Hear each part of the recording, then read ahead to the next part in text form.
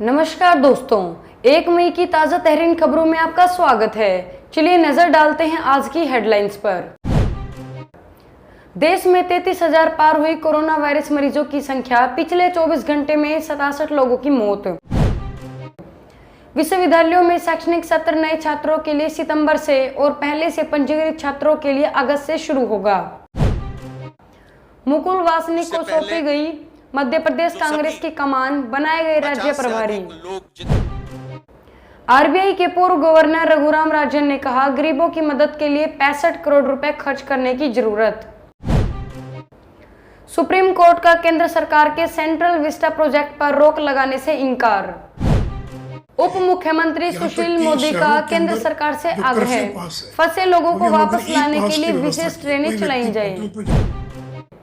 राहुल गांधी ने पीएम और राष्ट्रपति को अनफॉलो करने पर व्हाइट हाउस को घेरा, तो बॉलीवुड एक्ट्रेस का यूं आया रिएक्शन। 14 नए मामले आए। गुरुग्राम में कोरोना पॉजिटिव महिला के पति ने सुसाइड किया। निहंगों ने काटा था हाथ, अब अस्पताल से डिस्चार्ज होकर घर पहुंचे एसआई हरजीत सिंह, बेटे को बनाया गया कांस्टेबल।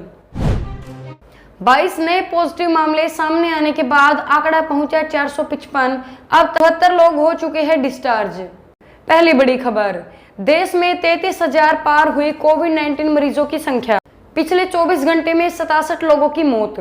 भारत में कोरोना वायरस का कहर बढ़ता ही जा रहा है। देश में जारी लॉकडाउन के बावजूद संक्रमितों का आंकड़ा लगातार बढ़ता जा रहा है।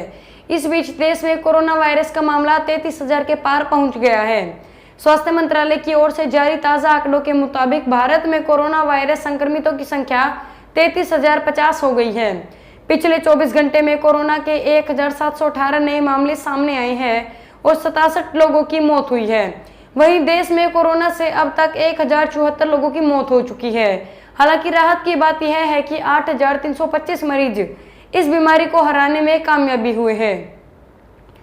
बता दें कि देश में कोरोना के बढ़ते मामले को देखते हुए लॉकडाउन को 3 मई तक के लिए बढ़ा दिया गया है। हालांकि 20 अप्रैल से लॉकडाउन के दौरान उन इलाकों में कुछ छूट भी दी गई है जहां कोरोना के मामले कम है। वहीं इन सब के बीच एक राहत वाली खबर भी है। देश में कोरोना संक्रमण के मामले दोगुने होने की रफ्तार में कमी आई है। स्वास्थ्य मंत्रालय ने इससे पहले 20 अप्रैल को कहा था कि देश में कोरोना वायरस के मामले दोगुने होने में 7.5 दिन लग रहे हैं।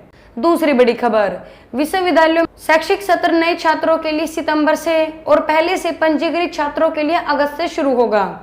विश्वविद्यालय अनुदान आयोग ने कोरोना वायरस महामारी और लॉकडाउन के मद्देनजर विश्वविद्यालयों की परीक्षाओं और अकादमिक कैलेंडर को लेकर गाइडलाइन जारी की है। सरकार द्वारा इस मामले में एक विशेषज्ञ समिति का गठन किया गया था जो कि मामले में सुझाव दे सके। यूजीसी ने अब इस समिति की सिफारिशों को स्वीकार कर लिया है। अकादमिक कैलेंडर की बात की जाए तो यूजीसी के मुताबिक 2020-21 की शुरुआत पुराने छात्रों के लिए 1 अगस्त से तो वहीं नए छात्रों के लिए 1 सितंबर से की जा सकती है। अकादमिक सत्र 2020-21 की शुरुआत पुराने छात्रों के लिए 1 अगस्त से की जा सकती है और नए छात्रों के लिए 1 सितंबर से की जा सकती है। दाखिले की प्रक्रिया 1 अगस्त से 31 अगस्त तक चलेगी। पहले और दूसरे वर्ष के छात्रों के लिए कक्षा की शुरुआत 1 अगस्त से तो वहीं पहले सेमेस्टर की कक्षाएं 1 सितंबर से शुरू की जा सकती है। परीक्षा का आयोजन अगले साल 1 जनवरी से 25 जनवरी के बीच किया जाएगा। इसके बाद 27 जनवरी से अगले सेमेस्टर की कक्षाएं शुरू हो जाएंगी, जो कि अगले साल 25 मई तक चलेगी। इसके बाद परीक्षा का आयोजन 26 मई 2021 से 25 जून 2021 के बीच किया जाएगा। तीसरी बड़ी खबर, मुकुल वासनिक को सौंपी गई मध्य प्रदेश कांग्रेस की कमान, बनाए गए राज्य प्रभारी। कांग्रेस अध्यक्ष सोनिया गांधी ने पार्टी के नेता मुकुल वासनिक को मध्य प्रदेश कांग्रेस का प्रभारी बनाया है। इससे पहले दीपक बाबरिया मध्य प्रदेश के प्रभारी थे। मुकुल वासनिक को केरल, तमिलनाडु और पुडुचेरी के प्रभार के अलावा मध्य प्रदेश कांग्रेस का प्रभार भी सौंप दिया गया। चौथी बड़ी खबर, आरबीआई के पूर्व गवर्नर रघुराम राजन ने कहा, गरीबों की मदद के लिए 65,000 करोड़ रुपए खर्च करने की जरूरत। कोरोना महामारी पर अलग अलग फील्ड के देश विदेश के एक्सपर्ट से चर्चा करेंगे। आरबीआई के पूर्व गवर्नर रघुराम राजन के साथ बातचीत से इस सीरीज की शुरुआत की गई है। राहुल ने राजन से पूछा कि गरीबों की मदद में कितना खर्च आएगा। राजन ने जवाब दिया कि इसके लिए 65,000 करोड़ रुपए की जरूरत है। उन्होंने कहा कि यह रकम देश की 200 लाख करोड़ रुपए की जीडीपी के मुकाबले कुछ भी नहीं है। अगर इससे गरीबों की जान बचती है तो जरूर खर्च करना चाहिए। इकोनॉमी पर कोरोना के असर को लेकर राज्य ने कहा कि भारत इस मौके का फायदा उठा सकता है। इंडस्ट्री और सप्लाई चेन में खास जगह बनाने का मौका है। राज्य ने कहा कि लॉकडाउन लंबे समय तक जारी रखना संभव नहीं है। न्यूज एजेंसी एएनआई के सूत्रों के मुताबिक राहुल हफ्ते में 1 या 2 बार ऐसी चर्चा करेंगे। इस सीरीज के दूसरे पार्ट में स्वीडन के वीरोलॉजिस्ट से कोरोना महामारी से निपटने के उपायों पर बातचीत करेंगे। यह राहुल गांधी को ग्लोबल लीडर के तौर पर पेश करने की स्ट्रेटजी हो सकती है। 5वीं बड़ी खबर, सुप्रीम कोर्ट का केंद्र सरकार के सेंट्रल विस्टा प्रोजेक्ट पर रोक लगाने से इंकार। केंद्र की प्रस्तावित सेंट्रल विस्टा योजना को चुनौती देने वाली याचिका पर सुनवाई करते हुए सुप्रीम कोर्ट ने फिलहाल इस योजना पर रोक लगाने से इंकार कर दिया है। सुप्रीम कोर्ट ने कहा कि कोरोना कोई काम नहीं दे रहा है, इस मामले में कोई जल्दबाजी की जरूरत नहीं है। साथ ही कोर्ट ने कहा कि ऐसे ही याचिका पहले से सुप्रीम कोर्ट में लंबित है, इसलिए याचिकाकर्ता याचिका में संशोधन करे। वहीं सॉलिसिटर जनरल तुषार मेहता ने कहा कि अगर नई संसद बन रही है तो विरोध क्यों। वहीं याचिकाकर्ता ने कहा कि सरकार इस मामले में आगे बढ़ रही है। दरअसल सुप्रीम कोर्ट में केंद्र द्वारा विस्टा के पुनर्विकास योजना के बारे में भूमि उपयोग में बदलाव को अधिसूचित करने के फैसले के खिलाफ सुप्रीम कोर्ट में एक याचिका दायर की गई है। केंद्र की ये योजना 20,000 करोड़ रुपए की है। 20 मार्च 2020 को केंद्र ने संसद, Rashtrapati Bhavan, India gate, north block और साउथ ब्लॉक जैसी संरचनाओं द्वारा चिन्हित लुटियंस दिल्ली के केंद्र में लगभग 86 एकड़ भूमि से संबंधित भूमि उपयोग में बदलाव को अधिसूचित किया।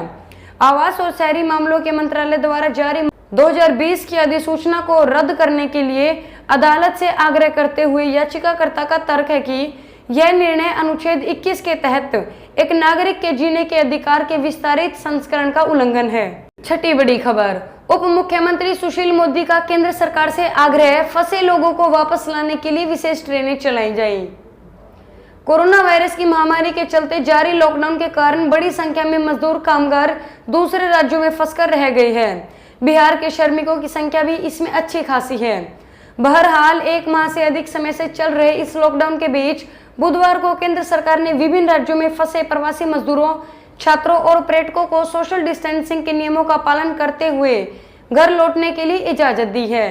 केंद्र सरकार की ओर से की गई इस घोषणा के बाद बीजेपी नेता और बिहार के उप मुख्यमंत्री सुशील मोदी ने सुदूर स्थानों में फंसे राज्य के मजदूरों कामगारों के लिए विशेष ट्रेन चलाने की मांग केंद्र सरकार से की है। सुशील मोदी ने एक ट्वीट में कहा है कि मैं भारत सरकार से दूर के संस्थानों से प्रवासी मजदूरों को वापस लाने के लिए विशेष ट्रेनें चलाने की अपील करता हूं। 7वीं बड़ी खबर, राहुल गांधी ने पीएम और राष्ट्रपति को अनफॉलो करने पर व्हाइट हाउस को घेरा तो बॉलीवुड एक्ट्रेस का यूं आया रिएक्शन।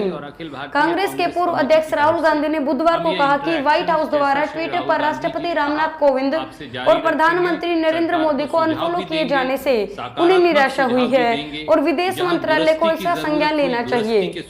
राहुल गांधी ने ट्वीट किया, मैं व्हाइट हाउस द्वारा ट्विटर पर हमारे राष्ट्रपति और प्रधानमंत्री को अनफॉलो किए जाने से निराश हुआ हूं। खबरों के मुताबिक हाल ही में व्हाइट हाउस ने राष्ट्रपति रामनाथ कोविंद और प्रधानमंत्री नरेंद्र मोदी को ट्विटर पर फॉलो किया था। हालांकि अब दोनों नेताओं के ट्विटर हैंडल व्हाइट हाउस की फॉलोइंग सूची में नहीं है। अब इस बॉलीवुड एक्ट्रेस पूजा बेदी ने रिएक्शन दिया है। राहुल गांधी के ट्वीट पर बॉलीवुड की मशहूर एक्ट्रेस पूजा बेदी ने ट्वीट किया, इसका क्या मतलब है अगर व्हाइट हाउस पीएमओ इंडिया को अनफॉलो करता है? राष्ट्रपति भवन को उन्होंने फॉलो क्यों किया? उन्होंने अनफॉलो क्यों किया? कोई विचार? मजाकिया जवाब का सबसे ज्यादा स्वागत है। पूजा बेदी ने इस तरह राहुल गांधी के ट्वीट पर अपना रिएक्शन दिया और यूजर से अपना सवालों का मजाकिया जवाब मांगा। 8वीं बड़ी खबर, 14 नए मामले आए, गुरुग्राम में कोरोना पॉजिटिव महिला के पति ने सुसाइड किया। हरियाणा में कुल मरीजों का आंकड़ा 340 पहुंच गया है। गुरुवार को 14 नए मरीज आए। इनमें झज्जर के बहादुरगढ़ से 7, फरीदाबाद से 4 और गुरुग्राम के 3 मरीज शामिल हैं। झज्जर में अब कुल मरीजों की संख्या 25 हो गई है। गुरुग्राम में कोरोना पॉजिटिव महिला के पति द्वारा सुसाइड करने की घटना भी सामने आई है। महिला की रिपोर्ट बुधवार को पॉजिटिव आई थी। गुरुवार में 3 नए मरीजों में से 2 स्टाफ नर्स है। यहाँ अब कुल मरीजों का आंकड़ा 57 पहुंच गया है। 9वीं बड़ी खबर, निहंगों ने काटा था हाथ, अब अस्पताल से डिस्चार्ज होकर घर पहुंचे एसआई हरजीत सिंह, बेटे को बनाया गया कांस्टेबल।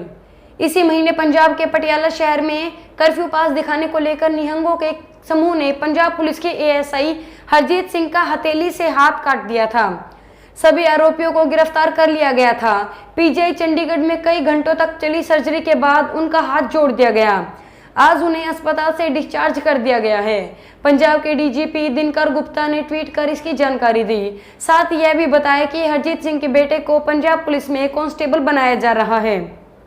डीजीपी ने ट्वीट किया, वर्ल्ड क्लास ट्रीटमेंट देने के लिए पीजीआई के डायरेक्टर व उनकी टीम को धन्यवाद। हमारे वॉरियर एसआई हरजीत सिंह आज घर के लिए निकल गए हैं। आप सभी के समर्थन और प्रार्थनाओं के लिए शुक्रिया। हम आपकी सेवा व समर्थन जारी रखेंगे। जय हिंद। 10वीं बड़ी खबर, 22 नए पॉजिटिव सामने आने के बाद आंकड़ा पहुंचा 455। अब तक 74 लोग हो चुके हैं डिस्चार्ज। आगरा में कोरोना वायरस का असर तेजी से फैलता जा रहा है। गुरुवार को संक्रमितों की संख्या में फिर इजाफा हुआ है। जांच रिपोर्ट में 22 नए संक्रमित पाए गए। अब तक 455 लोग संक्रमित हो चुके हैं। प्रशासन ने दावा किया है कि 74 लोगों को डिस्चार्ज किया जा चुका है। देश में आगरा 11वें स्थान पर है। अप्रैल में लगातार 30वें दिन आगरा में 22 संक्रमित मिले हैं। ताजनगरी में संक्रमण की रफ्तार का अंदाजा इसी से लगाया जा सकता है कि मार्च के 31 दिनों में संक्रमित मरीजों का जो आंकड़ा 12 था वो 30 अप्रैल तक बढ़कर 455 हो गया, यानी 30 दिनों में 443 संक्रमित मिले। इस दौरान औसतन हर दिन 15 मरीज मिले हैं, जो चिंताजनक है। दोस्तों, इस वीडियो को लेकर आपके क्या विचार है, कमेंट करके बताएं। वीडियो को लाइक और शेयर करें और चैनल को जरूर सब्सक्राइब कर लें। धन्यवाद।